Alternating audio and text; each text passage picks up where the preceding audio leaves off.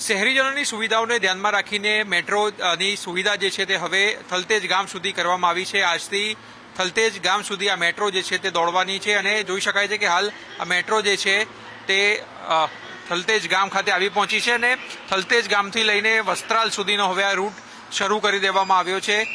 વાત કરવામાં આવે તો સવારે 6 વાગે જે છે આ ટ્રેન જે છે ઉપર છે, રાત્રે 11 વાગ્યા સુધી આની સેવાનો લાભ જે છે તે અમદાવાદ શહેરીજનો લઈ શકશે।